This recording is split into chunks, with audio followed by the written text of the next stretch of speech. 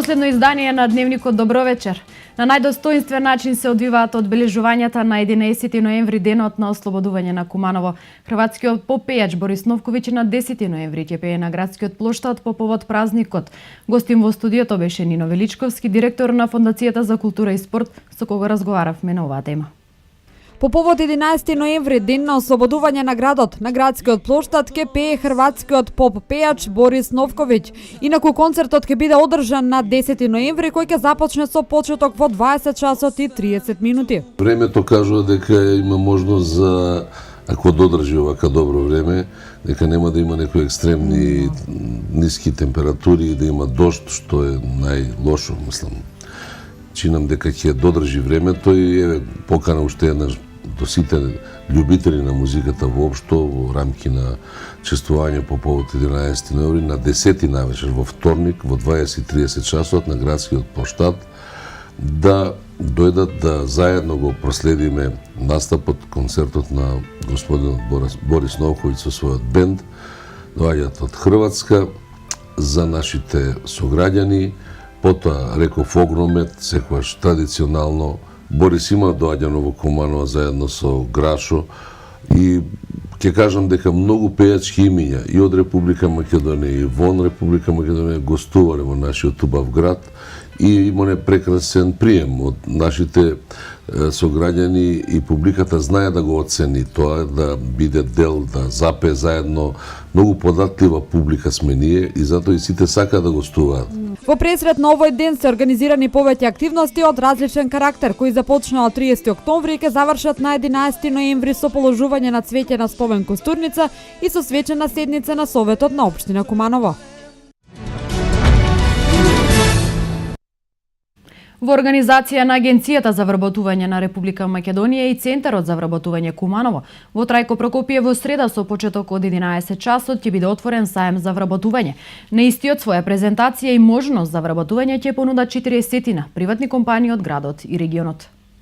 Во Центарот за култура Трајко Прокопиев, во организација на Агенцијата за вработување на Република Македонија и Центарот за вработување Куманово, во среда со почеток од 11 часот ќе биде отворен саем за вработување. На саемот, според планираните активности, своја презентација можност за вработување ќе понуда 40 на приватни компании од градот и регионот, како што се фирми од дрвопреработувачката, прехранбената и трговската дејност. А на саемот се очекува и присуство на министерот за труд и социјална политика, како и на генералниот директор на Агенцијата за вработување на Република Македонија Владко Поповски. На саемот во 12 часот е закажан форум со работодавачи, а во 13 часот инфосредба за младите кои бараат работа. Средното општинско училиште Перонаков со повеќе активности го одбележува патрониот празник и 70 години од постоењето. Во рамки на неделата на одбележувањето на значајниот јубилеј, училиштето реализира своја програма со ликовно-литературен конкурс, надпревари и посети на збратимени училишта. Средното општинско училиште Перонаков одбележува 70 години од постоењето со богата програма која во текот на неделата ја организира наставниот кадар и учениците. Училиштето обстојува 7 децении и постојано се развива. Неделава во рамки на одбележувањето на патрониот празник, училиштето организира ликовен и литературен конкурс, надпревари по математика, посети на училишта од Балканот со кои училиштето соработува на различни нивоа. Овој ден денеска беше литературното читање. Учениците пишуваа на литературен конкурс и на македонски и на албански наставен јазик и ќе бидат наградени на таа приредба завршна, нели, последниот ден. Утре има работилница за текстилно-кожарската струка, ќе изработуваат производи кои што се својствени за нивната струка. Има надпревар по математика, исто за учениците од македонска и албанска националност. Во среда ќе учествуваме на чествување 11 ноември празникот на градот на спомен костурницата со наши ученици. Има и спортски надпревари. Во четврток ни доаѓаат делегација професори, наставници и ученици од Училиште економско од Ниш, Република Србија, збратимено училиште, ќе имаме активности со гостите и во петок е завршена приредба во 12 часот во холот на училиштето. Значи имаме активности во текот на целата недела и тие активности се во чест на 70 години постоење на училиштето и во чест на нашиот патрон Перонаков. Училиштето е современо и располага со добра инфраструктура за изведување на наставата. Наставниот кадар постојано се доедуцира за уште подобро пренесување на потребните знаења на учениците од оваа стручно училиште. Аплицираме за повеќе проекти, очекуваме резултати. Моментот имаме проект кој што ќе почне со изградба, тоа е спортската сала во населбата Бедиња кај што учат албанските паралелки, така што е еден такав покрупен проект.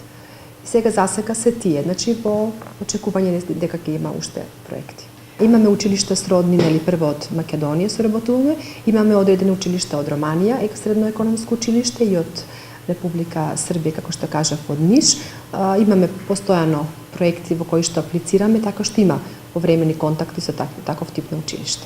Во средното општинско училиште Перо Наков постојат неколку стручни профили: економски техничар, деловен секретар, техничар за трговија и маркетинг, правен, банкарски техничар, но и кожарско-преработувачка струка и текстилна струка, кои нудат одлични услови за практично образование и со години наназад важат за профили од каде што излегуваат најдобрите чевларски и текстилни работници во градот. Унијата на млади сили на ВМРО ДПМН од Куманово уште еднаш го обвинија градоначалникот Дамјановски и членовите на СДСМ поради непочитување на барањата на над 7000 кумановци за преименување на името на градскиот плоштад од Нова Југославија во плоштад Македонија. Унијата на млади сили од ВМРО ДПМН го обвинија градоначалникот бидејќи не го испочитува барањето на над 7000 кумановци за преименување на градскиот плоштад од Нова Југославија во Македонија. Те му поставуваат прашање на градоначалникот што има толку многу против новото име на плоштадот која треба да се именува според името на државата. Зарем за вас и за секој жител на Куманово, без разлика на етничка припадност, проблем е плоштад да се именува со името Македонија. Впрочем, вие имате аверзија кон ова име. Затоа и во 90-тите на името на нашата држава и прилепτивте срамна референца кој до ден денес ја носиме. За тоа колку ви се драги националните интереси говори и фактот што го променивте и знамето на нашата држава. Го променивте уставот и се откажавте од македонците од другите земји. Го изгласавте законот за територијална поделба, отворено се спротивставите на волјата на народот во 2004 година, кога на референдумот одбравте да не одговарате на некои прашања. Во СДСМ се истите луѓе кои во 90-тите години ги донесува овие срамни одлуки против интересот на државата и граѓаните, а гледаме дека истата матрица функционира и денес. И денес во СДСМ постојат луѓе на кои им е подраго да прават селфи фотографии отколку да изразат почит на повредените и загинатите бранители на државата. Сето ова ја покажува бесрамната политика на СДСМ и нивниот однос кон националните интереси. Од Унијата на млади сили на ВМРО ДПМН од Куманово додаваат дека нема да се помират со фактот дека градскиот плоштад во Куманово ќе се вика Нова Југославија, име на држава која 4 век веќе не постои. Тие ги повикуваат граѓаните од Куманово да продолжат да се борат името овој плоштад да се преименува во плоштад Македонија, име која символизира борбата за слобода, независност и име кое ги обединува сите граѓани без разлика на верска, национална и етничка припадност. Председателот на владата на Република Македонија Никола Груевски оствари средба со потпредседателот на владата на Република Турција господин Јалчин Агдоган, кој ги поздравија одличните односи меѓу двете земји на билатерално и мултилатерално ниво. Председателот на владата на Република Македонија Никола Груевски оствари средба со потпредседателот на владата на Република Турција господин Јалчин Агдоган. Соговорниците ги поздравија одличните односи помеѓу двете земји на билатерално и мултилатерално ниво, изразувајќи задоволство од постојаниот нагорен тренд на развој на истите кој се карактеризира и со редовни средби на високо ниво.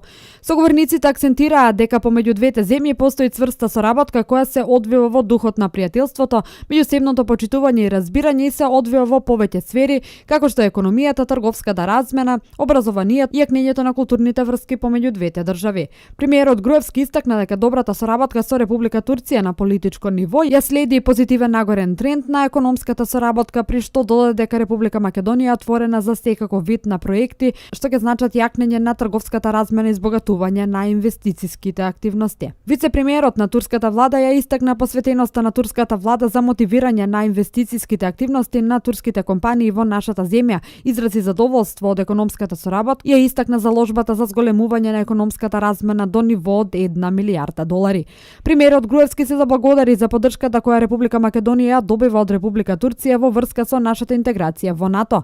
На средбата стана збори за унапредување на соработката во областа на културата и за отварање на културни центри на Република Македонија во Истанбул и на Република Турција во Скопје, при што беше констатирано дека процедурите за истите се во завршна фаза. Двајцата соговорници разговара и за предизвикот со илегалните мигранти, при што разменија искуства и информации. Двете страни разговараа и за продолжување на соработката во областа на образованието и здравството. Гасификацијата во Македонија станува реалност. Ке се гради мрежа долга стотици километри, а за реализација на овој голем капитален енергетски проект Министерството за финансиите ги обезбеди неопходните 90 милиони евра преку кредит кај Дојче банка и Ерсте банка. Гасификацијата во Македонија станува реалност. Ке се гради мрежа долга стотици километри, а за реализација на овој голем капитален енергетски проект Министерството за финансии за финансирање на градбата на гасоводот од фаза 1 на делницата Штип-Неготино-Битола и делница Скопје-Тетово-Гостивар ќе ги обезбеди неопходните 90 милиони евра преку кредит кај Дојче банка и Ерсте банка. За таа цел Македонското собрание го донесе законот за задолжување на Република Македонија кај овие две банки по договорот за заем. За финансирање кредитот ќе го договори рокот на исплата од 7 години и со вклучен грејс период од 3 години. Проектот предвидува изградба на инфраструктурни објекти или ниски дел на делниците Штип-Неготино-Битола, дел 1 од Штип блок станица 5 до Неготино, линиски дел во должина од 36 километри, кој ќе се надоврзе до делницата Клечовце-Штип блок станица 5, чија изградба е веќе во тек. Во вториот дел опфатена трасата од Неготино до Битола во должина од 92 километри, како и вториот дел Скопје-Тетово во должина од 76 километри. Целокупната изградба, како што најави министерот за транспорт и врски Владо Мисајловски, се очекува да заврши во 2016 година. За него средствата представуваат неопходно решение со кое ќе се реализира стратешки проект, бидејќи националниот гасификационен систем на Република Македонија предвидува изградба на 5 магистрални правци на територија на целата држава, кои ќе се реализираат во 2 фази. Според министерот, токму изградбата на овие делници ќе овозможат на тамошен развој и ширење на целата гасоводна мрежа, при што согласно планираното со изградба на преостанатите делници од фаза 1 и фаза 2 до 2022 година гасот како енергенски ќе стане достапен за домаќинствата и индустријата на секаде низ територијата на Република Македонија. Од македонски енергетски ресурси информираа дека веќе 70% од трасата на потекот од Кумановското село Клечовце до Штип во должина од 61 км е веќе готова. Новиот гасовод од Клечовце Кумановско според проектот треба да биде приклучок на постојаниот гасовод Крива Паланка Скопје. Отаму ќе се движи кон Свети Николе, кое ќе биде заобиколено, а предвидено е да има приклучно место за крак кон градот и кон Велес. Понатаму гасоводот ќе поминува во близина на индустријската зона во Штип.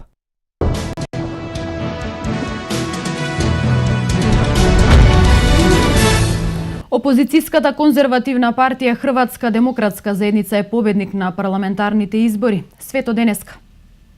Во Хрватска со избројани 99% од гласовите, конзервативците предводени од Томислав Карамарко освоиле 60 пратенички места, социјалдемократите предводени од премиерот Зоран Милановиќ 53 пратеници.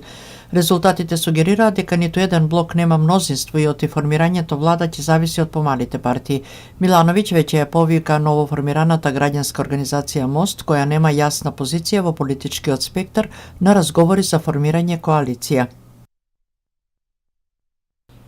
16 полицајци синоќа беа лесно повредени во судирите меѓу мигранти и силите на редот во близина на импровизиран камп во реонот на француското пристаниште Кале и влезот во тунелот под Ла-Манш, информираа француските медиуми. Синоќа околу 23 часот неколку групи мигранти, што броја најмногу до 200 лица, се обидоа да го забават, па дури и да го блокираат движењето по пристапната пристанишна улица на патот за Кале, информира портпаролот на префектурата. Полицијата добила наредба за употреба на солзавец и растурање на дивењето на мигрантите кои врзни фрлале различни предмети, прецизира изворот. Раководните органи на Европската Унија се подготвуваат да поднесат план според кој на африканските земји ќе биде укажана значителна материјална помош во замена за враќањето на десетици илјади мигранти од Европа. Ова го пишува Sunday Telegraph, повикувајќи се на собствени извори во Брисел. Министрите на земјите членки на ЕУ имаат развиено радикален план за регулирање на сегашната миграцијска криза, наведува весникот. Во ЕУ се подготвени на значителни финансиски и други отстапки само за да упатат назад било и дел од 800.000 мигранти на континентот. На африканските земји, главно Етиопија, Судан, Уганда и Кенија, ќе бидат обезбедени близу 1,3 милијарди фунти, односно 2 милијарди долари. Во скоро време за целта треба да биде информиран со специјален фонд од кој средствата ќе се трошат за враќање на мигрантите од Европа и за обезбедување на се што им е потребно за живот во наведените земји. За да ги убедат африканските влади да го прифатат овој план, десетици илјади бегалци од Брисел се подготвувале да понудат визни олеснувања за квалификувани кадри од континентот. По тој повод весникот ја цитира изјавата на Најджел Фараш, лидерот на партијата за независност на Велика Британија ЮКИП, која се залага за излез на земјата од ЕУ и за затворање на границите за мигранти. ЕУ има намера да ја запре масовната нелегална имиграција од Африка.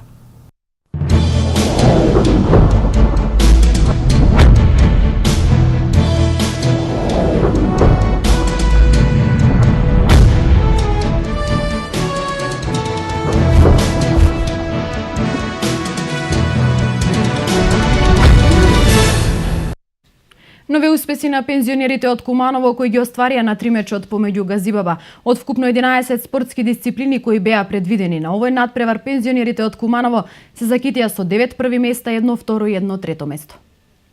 Пензионерите од Куманово постигнаа нови успеси на тромечот помеѓу Газибаба. Оваа година домаќин на овој тромеч беше Сдруженијето на воени пензионери. Учесниците се надпреваруваа во шах, пикадо, домино и табла. Пензионерите од Куманово може да се пофалат со 9 први места, 1 второ и 1 трето место од вкупно 11 спортски дисциплини. На ова надпреварување од 11 дисциплини ние освоивме 9 први места, 1 второ и 1 трето. Благодарници ни по дипломи за освоени први места подели председателот на Сдруженијето на домаќин Ѓорѓи Зарински, а добивме и благодарница за учество. Сдруженијето на пензионери после големите успеси продолжуваат и понатаму со нивните активности, како што се салонските и меморијалните турнири.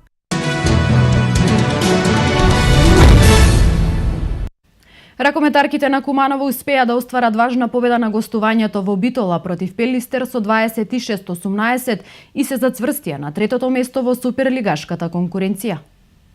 Одлична игра прикажа ракометарките на Куманово на гостувањето во Битола, каде освоија важни 3 бода во борба против директниот конкурент за третото место. Според зборовите на председателот на клубот Бобан Пеовски, во првото полувреме се водела рамноправна борба, која домаќинот ја завршил со предност од 10:9. Меѓутоа, во вториот дел, избраничките на Зоран Јосимовски заиграле многу подобро, особено во нападот и од минута во минута ја зголемувале предноста. Во тој сегмент од мечот голем придонес во играта дадоа бековите Викторија Пеовска и Алесандра Боризовска, кои погодиле 6, односно 5 пати во голот на домашната екипа. На крајот, како плод на подобрата игра во вториот дел, Кумановки го решиле на преворот со убедливи 26-18 и се зацврстија на третото место на табелата, која возможува следната сезона излез на европската сцена. Во следното коло, ракометарките на Куманово се слободни.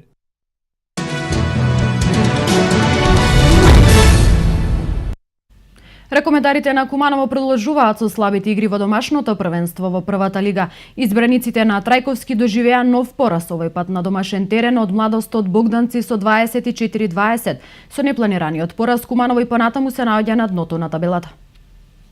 Продолжува црната серија на лоши резултати на ракометарите на Куманово.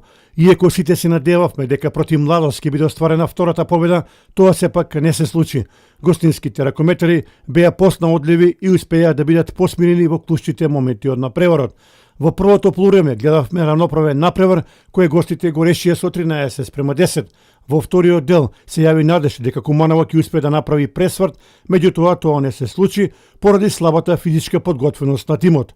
На крајот гостите славе заслужена победа од 24-20. Според зборовите на председателот на клубот Бобан Ангеловски, една од причините за лошите резултати е малиот број на тренинзи во спортската сала, што според него е премалку за остварување на успешни резултати. Да се надеваме дека ракометарите на Куманово ќе добијат поинаков третман за тренинзите во наредниот период. Во спротивно, можно е да продолжат лошите резултати. Во моментов, ракометарите на Куманово се наоѓаат на предпоследното место со само една победа и еден нерешен резултат по 8 одиграни кола. Во следното коло, Куманово ќе му гостува на последно пласираниот тим на гостивар.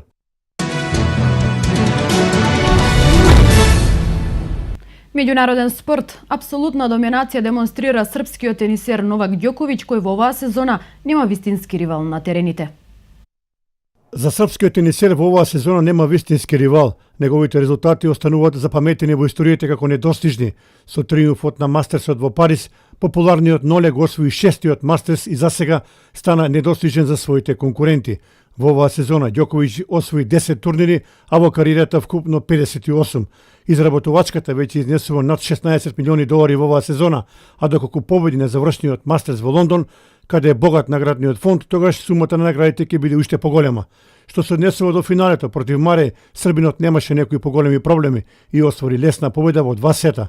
На најновата ATP листа, Ѓоковиќ има предност во однос на Маре од 6815 поени. До крајот на годината останува уште завршниот Мастерс, на кој се очекува потврда на доминацијата на Ѓоковиќ.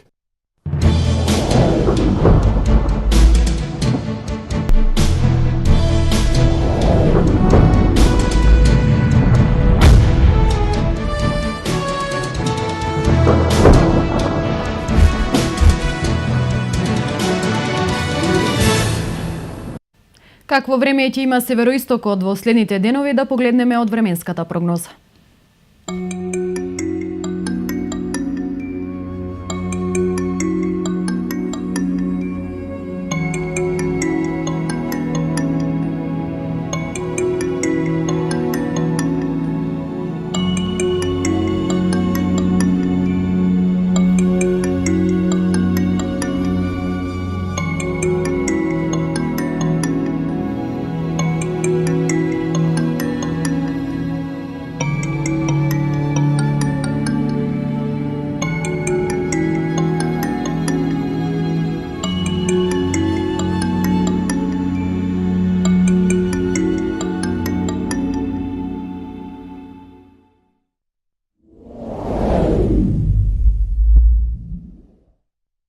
Тоа беше се за денес. Ви благодарам што не следевте. Имајте пријатна вечер.